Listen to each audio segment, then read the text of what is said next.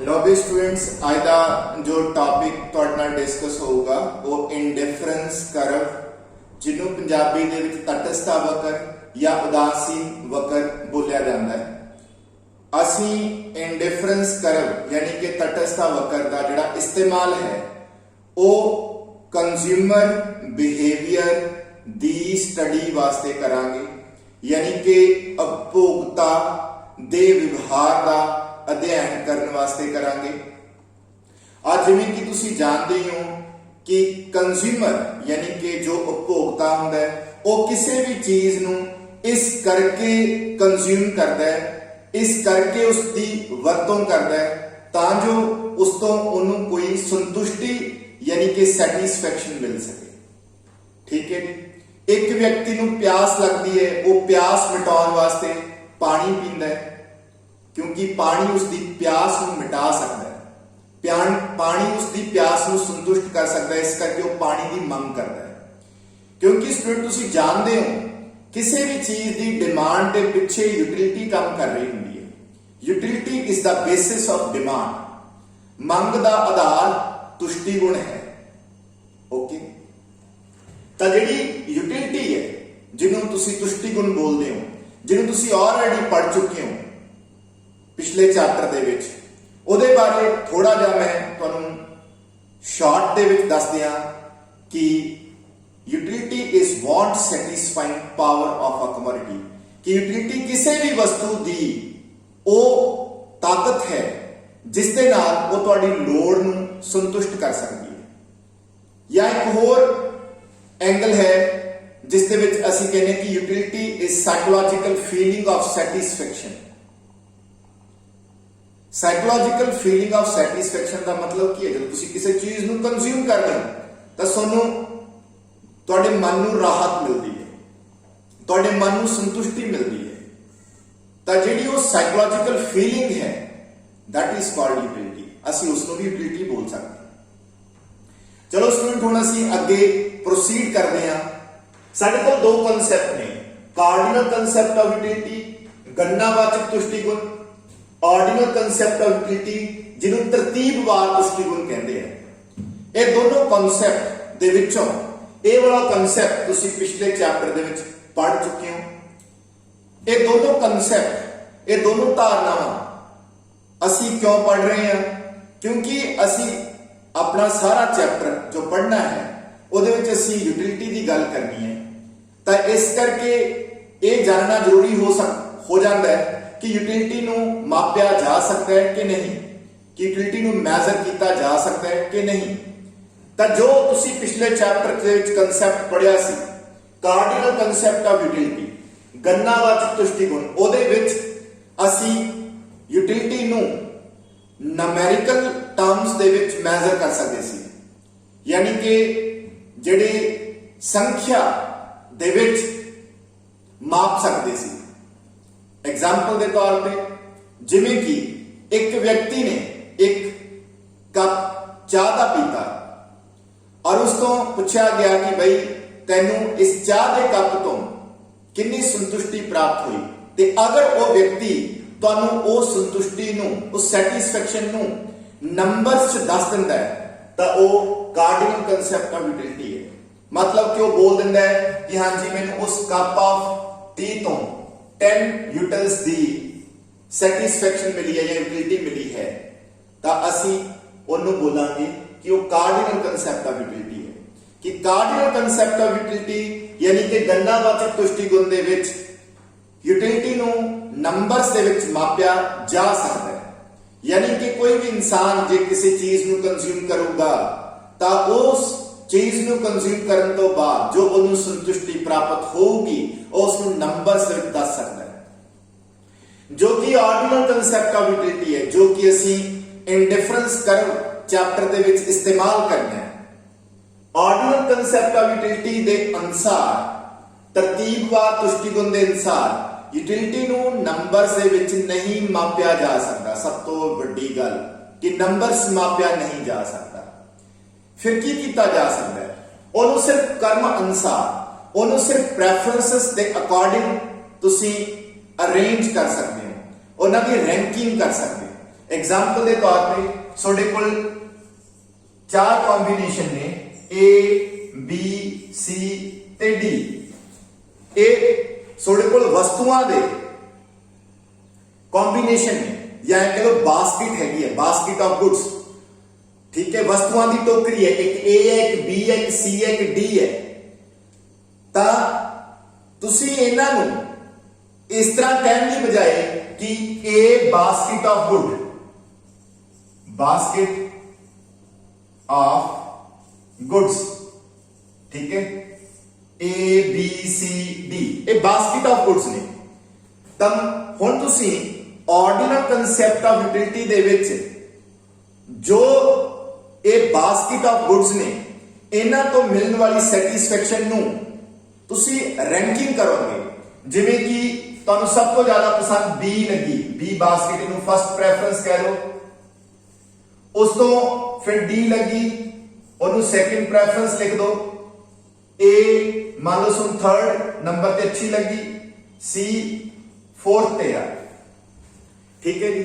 तो ordinal concept of utility दे विच तुसी नंबर से एक्सप्रेस नहीं करोगे, तुसी ये भी दसोगे कि हाँ जी सोनू B जो बास्केट ऑफ गुड है उस तो सोनू 100 यूटिल्स मिल रहे हैं ना, इस तरह नहीं। तुसी कहोगे कि B मैनू सब तो ज्यादा पसंद है, दूजे नंबर ते D, तीजे नंबर ते A ते चौथे नंबर ते C बास्केट ऑफ गुड पसंद है। यानी कि तुसी रैंकिंग कर सकते हो, तरतीब अनुसार लगा सकोगे। तुसी सिर्फ ये कह सकोगे कि इस चीज तो मेरे ज्यादा यूटिलिटी मिलती है, इस तो घट। ये नहीं दस सकोगे कि कितनी वध मिलती है, कितनी घट मिलती है। इस तरह की possibility ordinal concept of utility दे विच नहीं मनी गई। इसे करके ऑर्डिनल कंसेप्ट ऑफ यूटिलिटी ज्यादा प्रैक्टिकल है कार्डिनल कंसेप्ट ऑफ यूटिलिटी दे नाल।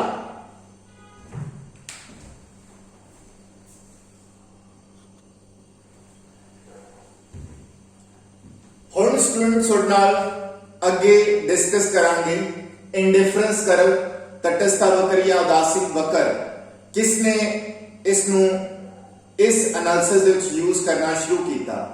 तो देखो स्टूडेंट्स, सब तो पहला 1881 1881 ਦੇ ਵਿੱਚ ਐਡਜਵਰਥ ਨਾਮ ਦੇ ਇਕਨੋਮਿਸਟ ਨੇ ਇਸ ਦਾ ਸਭ ਤੋਂ ਪਹਿਲਾ ਇਸਤੇਮਾਲ ਕੀਤਾ। ਠੀਕ ਹੈ ਜੀ, clear.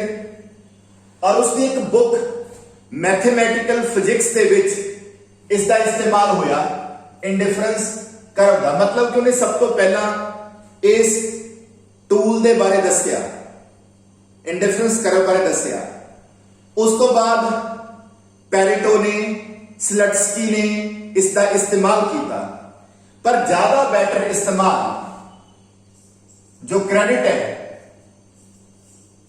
Credit goes to Hicks and Allen, professor Hicks and professor Allen. इन्हां नूं क्रेडिट जाता है कि इन्हां ने साइंटिफिकली ज्यादा विधिवत रूप दे विच इंडिफरेंस कर्व, तटस्थ वक्र का इस्तेमाल किया कंज्यूमर बिहेवियर नूं स्टडी करने वास्ते।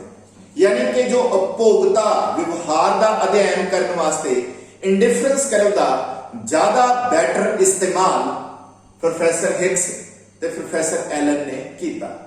प्रोफेसर हिक्स की बुक वैल्यू एंड कैपिटल दे विच इस दा अच्छा इस्तेमाल किया गया। हुण स्टूडेंट तुहाडे नाल जिहड़ी डिस्कशन होएगी वो ये होएगी कि जो इंडिफरेंस कर्व है इहदा मतलब की है। ठीक है जी, ये तो आप ऑलरेडी डिस्कस कर चुके हैं कि indifference curve ordinal concept of utility ते आधारित है, बेस्ड है। ओके, हुण असीं अगली डिस्कशन कि मीनिंग ऑफ इंडिफरेंस कर्व क्या है।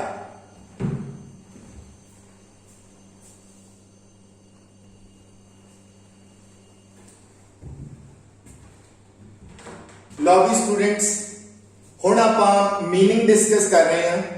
और मीनिंग डिस्कस करने तो पहला नो डाउट मैं थे जो डेफिनेशन है वो लिख रखी है पर इनू समझण तो पहला आपां एक शेड्यूल यानी कि एक सारणी बनावांगे जिस तो सानू ज्यादा वधिया समझ आऊगा कि इंडिफरेंस कर्व क्या चीज होंगी है। वो सारणी दे लई स्टूडेंट्स असीं इत्थे कॉम्बिनेशंस लिख रहे हैं,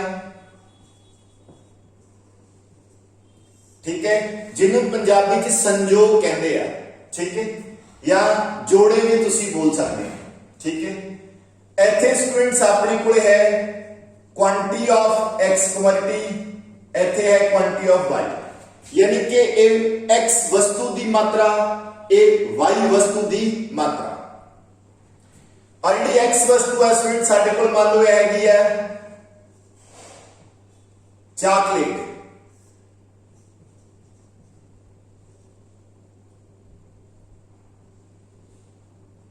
ठीक है जी, और ये है टॉफी या टॉफियां लिख लो, ठीक है जी स्टूडेंट्स।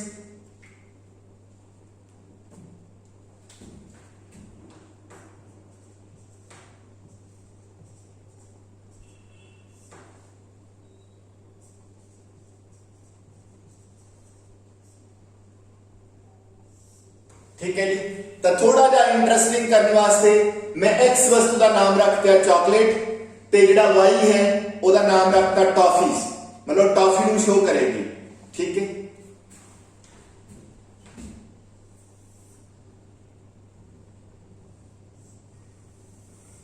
तो सब तो पहला स्टूडेंट्स अपने को मान लो ए कॉम्बिनेशन है, ए कॉम्बिनेशन दे विच, ठीक है जी, सोडे कोले चॉकलेट एक है, टाफियां 10 ने। बी कॉम्बिनेशन दे विच चॉकलेट 2 हो गए, टाफीज 7 रह गई। सी दे विच चॉकलेट 3, टाफीज 5 ने। डी दे विच 4 चॉकलेट ते 4 टॉफीज, ठीक है जी। दस मिनट में सोडे सामने ਇਹ 4 कॉम्बिनेशन ले गए और ये चारों कॉम्बिनेशन हैगे है, इन्हां दे विचों जेड़ा मर्जी कॉम्बिनेशन कंज्यूमर उपभोगी कंज्यूम करे ओदी सैटिस्फैक्शन क्या रहूगी भी सेम रहूगी।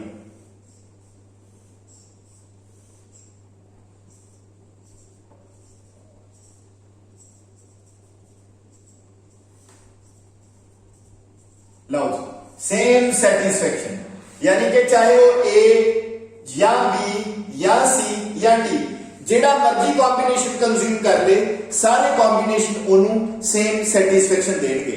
कहने तो मतलब चाहे वो एक चॉकलेट ते 10 टॉफीज का कॉम्बिनेशन ले ले, जिन्नी सैटिस्फैक्शन ओनू एक चॉकलेट ते 10 टॉफियां तो मिलेगी, उन्नी ही सैटिस्फैक्शन ओनू 2 चॉकलेट ते 7 टॉफियां भी दे सकती ने, उन्नी ही सैटिस्फैक्शन ओनू 3 चॉकलेट ते 5 टॉफियां भी दे सकती ने, उन्नी ही सैटिस्फैक्शन ओनू 4 चॉकलेट ते 4 टॉफियां भी दे सकती ने, ठीक है जी, क्लियर ना।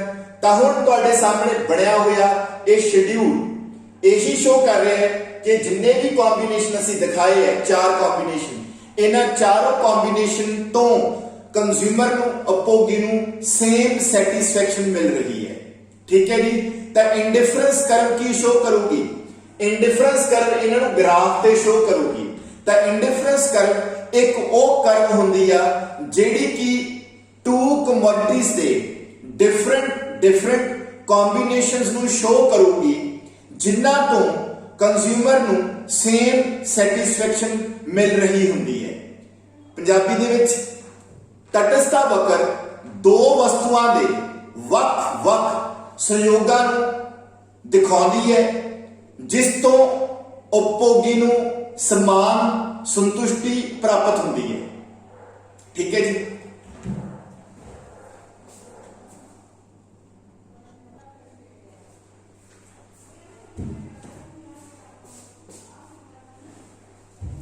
लो भी स्टूडेंट्स हुण असीं जेड़ा ए तुहाडे सामने इंडिफरेंस शेड्यूल यानी कि तटस्थता सारणी बनाई सी, इसनूं हुण असीं ग्राफ के उपर शो करांगे ते फिर तुहानूं दसांगे कि इंडिफरेंस कर्व की हुंदी है।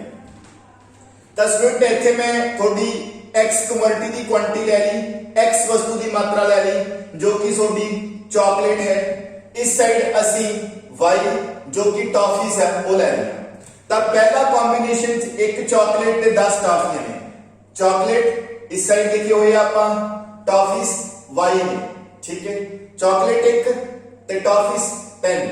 तो स्टूडेंट्स आ कॉम्बिनेशन बनेगा,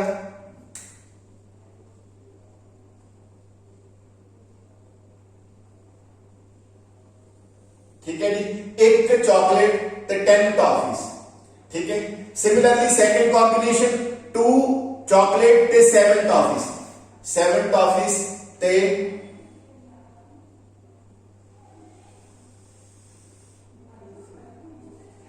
ठीक है जी। उस तो बाद 3 चॉकलेट ते 5 टॉफीज,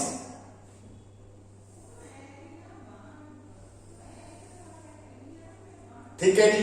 उस तो बाद 4 चॉकलेट ते 4 टॉफीज, 4 चॉकलेट्स एंड 4 टॉफीज, ठीक है। तो थोड़े को स्टूडेंट्स ए कॉम्बिनेशन आ गया, this one is B, this one is C और ये डी कॉम्बिनेशन है। हम तुसी की करो, इन्होंने मिला दो आपस, फ्री हैंड एक लाइन लगा के मिला दो। तो स्टूडेंट ए आ गई थोड़े को इंडिफरेंस कर्व।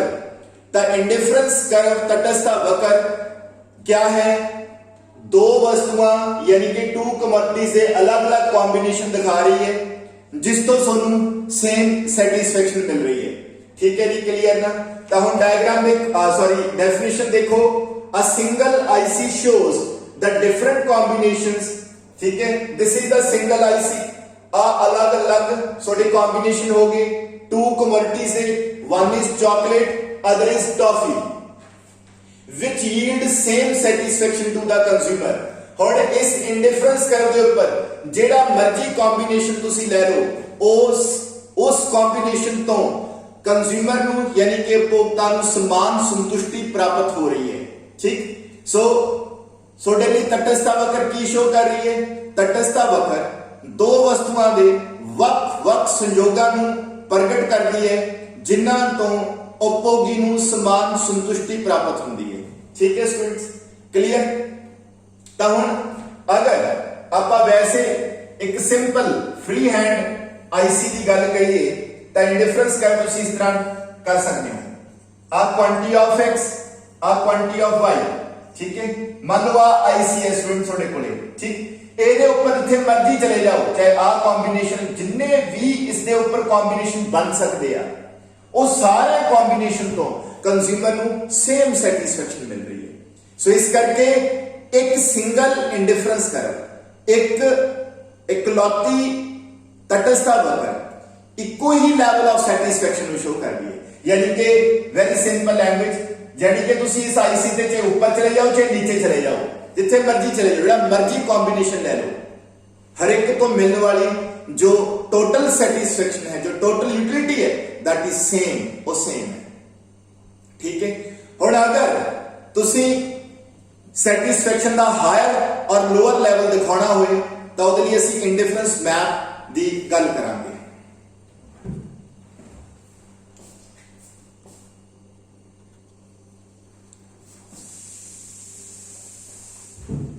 लो भी स्टूडेंट्स हुण आपां इंडिफरेंस मैप तटस्थ मानचित्र के ऊपर डिस्कशन करांगे।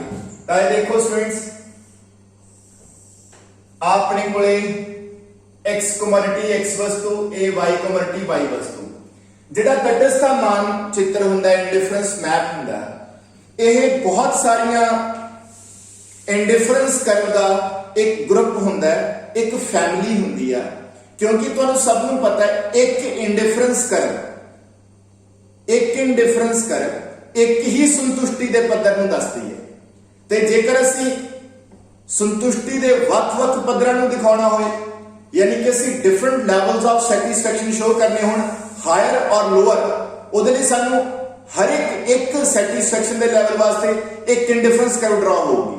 जे तुसीं अलग-अलग सैटिस्फैक्शन के लैवल शो करने हैं तो तुहानूं उन्नियां ही आईसीज ड्रॉ करनियां पैणगीਆਂ,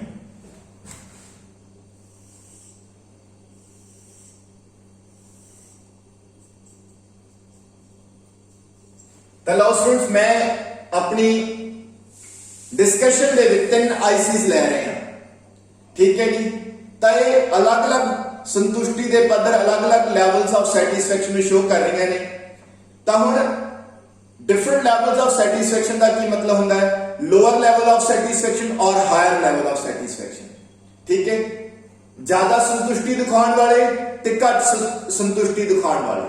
ਤਾਂ ਇੱਥੇ ਸਟੂਡੈਂਟ ਤੁਹਾਨੂੰ ਅੱਗੇ ਜਾ ਕੇ ਇੱਕ ਪ੍ਰਾਪਰਟੀ ਕਰਾਈ ਜਾਊਗੀ ਜਿਸ ਤੇ ਪ੍ਰੂਫ ਕਰਾਂਗੇ, ਬਟ ਹੁਣ ਮੈਂ ਸਿੱਧਾ ਹੀ ਬੋਲ ਰਿਹਾ ਕਿ ਜਿੰਨੀ ਜ਼ਿਆਦਾ ਇੰਡੀਫਰੈਂਸ ਕਰਵ ਉੱਪਰ ਨੂੰ ਜਾਈ ਜਾਏਗੀ, ਜਿੰਨੀ ਜ਼ਿਆਦਾ ਇੰਡੀਫਰੈਂਸ ਕਰਵ ਉੱਪਰ ਨੂੰ ਜਾਈ ਜਾਏਗੀ, ਉਹ ਜ਼ਿਆਦਾ ਸੰਤੁਸ਼ਟੀ ਦੇ ਪੱਧਰ ਨੂੰ ਸ਼ੋ ਕਰਦੀ ਹੈ।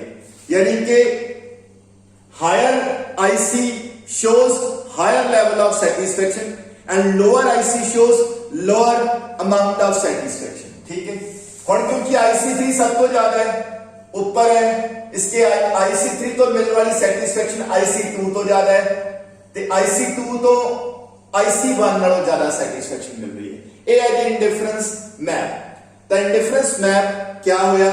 इंडिफरेंस मैप ਇੱਕੋ ਹੀ ਗ੍ਰਾਫ ਤੇ ਜਦੋਂ ਅਸੀਂ ਵੱਖ-ਵੱਖ ਅਲੱਗ-ਅਲੱਗ ਆਈਸੀਜ਼ ਡਰਾ ਕਰਦੇ ਹਾਂ to show various levels of satisfaction, ਠੀਕ ਹੈ ਜੀ, ਉਹਨੂੰ ਅਸੀਂ ਇੰਡੀਫਰੈਂਸ ਮੈਪ ਬੋਲਦੇ ਹਾਂ। ਬੇਸਿਕਲੀ ਇਹ ਕੀ ਸ਼ੋ ਕਰਦਾ ਹੈ? ਇਹ ਰੈਂਕਿੰਗ ਨੂੰ ਸ਼ੋ ਕਰਦਾ, ਸੌਰੀ ਸਕੇਲ ਆਫ ਪ੍ਰੈਫਰੈਂਸਸ ਨੂੰ ਸ਼ੋ ਕਰਦਾ। ਕਿਹਨੂੰ ਸ਼ੋ ਕਰੇਗਾ ਜੀ? ਸਕੇਲ ਆਫ ਪ੍ਰੈਫਰੈਂਸਸ, ਠੀਕ ਹੈ ਜੀ, ਓਕੇ।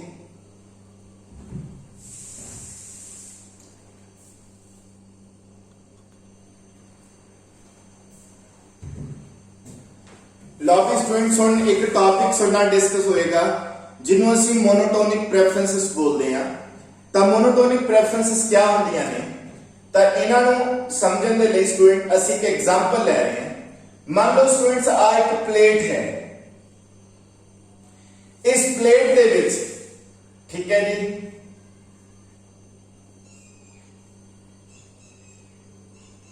ਦੋ ਕੇਕ ਨੇ और एक समोसा है, और एक होल प्लेट है जिस दे विच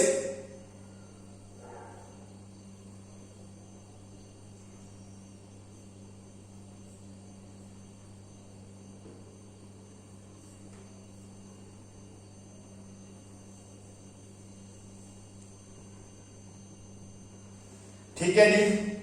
10 मिनट से हम क्या किया? दो प्लेटा लिया, इस प्लेट च दो केक दे पीस है और एक समोसा है। इस दे विच समोसा ਅਸੀਂ ਸੇਮ ਰੱਖਿਆ ਪਰ ਕੇਕ ਦੇ ਪੀਸ ਕੀ ਕਰਤੇ? ਵਧਾਤੇ। ਤਾਂ ਅਕੋਰਡਿੰਗ ਟੂ ਮੋਨੋਟੋਨਿਕ ਪ੍ਰੈਫਰੈਂਸ, ਜੇਕਰ ਦੋਨੋਂ ਕੰਬੀਨੇਸ਼ਨ, ਅਗਰ ਸਾਡੇ ਕੋਲ ਦੋ ਕੰਬੀਨੇਸ਼ਨ ਹੈ, ਉਹਨਾਂ ਚੋਂ ਇੱਕ ਕਮੋਡਿਟੀ ਦੀ ਕੁਆਂਟੀਟੀ ਫਿਕਸ ਰਹੇ ਤੇ ਦੂਸਰੀ ਕਮੋਡਿਟੀ ਦੀ ਕੁਆਂਟੀਟੀ ਵਧਾ ਦਿੱਤੀ ਜਾਏ, ਤਾਂ ਅਕੋਰਡਿੰਗ ਟੂ ਮੋਨੋਟੋਨਿਕ ਪ੍ਰੈਫਰੈਂਸਸ ਕੰਜ਼ਿਊਮਰ ਹਮੇਸ਼ਾ उस कॉम्बिनेशन में प्रेफर करेगा जिस ज्यादा क्वांटिटी होएगी, ठीक है। तो हुण समोसा कांस्टेंट है दोनों च, ठीक है, दोनों च कांस्टेंट है। केक दे पीस वध किस च? इस इट मींस कंज्यूमर इस नू ज्यादा प्रेफर करेगा, ठीक है जी, क्लियर। ये हुंदी है जी मोनोटोनिक प्रेफरेंस। तो मोनोटोनिक प्रेफरेंसेस दे विच या इहनू लागू करन दे लई इह चीज दा ख्याल रखो कि एक वस्तु की क्वांटिटी फिक्स रहनी चाहिए है, ठीक है। अगर एक कमोडिटी की क्वांटिटी फिक्स है, ठीक, जिवें होर एक एग्जांपल ले लेने हैं। एक एग्जांपल दे विच साडे कोल एक पैकेट है जिस च साडे कोले, ठीक है जी, आ पैकेट है, एक समोसा, ठीक है, और एक बर्फी का पीस है, ठीक है जी, क्लियर ना? ओके, डन जी। आ साडे कोले बर्फी का पीस है, ठीक। ये एक कॉम्बिनेशन हो गया। दूसरे कॉम्बिनेशन साडे कोल जिहड़े समोसे आ वो दो हो गए और बर्फी का पीस एक है। हुण बर्फी का पीस स्थिर है, समोसे इससे ज्यादा है, इस करके कंज्यूमर इसनू की करूगा? प्रेफर करूगा। मोनोटोनिक प्रेफरेंसेस दा इस्तेमाल असीं अगे करांगे, ये ध्यान रखियो। मोनोटोनिक प्रेफरेंसेस दे लिए ਅਸੀਂ ਇੱਕ ਚੀਜ਼ ਵਾਰ-ਵਾਰ ਬੋਲ ਰਹੇ ਕਿ ਇੱਕ ਵਸਤੂ ਦੀ ਮਾਤਰਾ ਸਥਿਰ ਰਹੇਗੀ ਤੇ ਦੂਸਰੀ ਵਸਤੂ ਦੀ ਮਾਤਰਾ ਜਿੱਥੇ ਵੱਧ ਹੋਏਗੀ ਉਸ ਨੂੰ ਕੰਜ਼ਿਊਮਰ ਜ਼ਿਆਦਾ ਪ੍ਰੇਫਰ ਕਰੇਗਾ, ਠੀਕ ਹੈ ਜੀ। ਇਹ ਮੋਨੋਟੋਨਿਕ ਪ੍ਰੈਫਰੈਂਸਸ ਹੈਗੀਆਂ ਨੇ।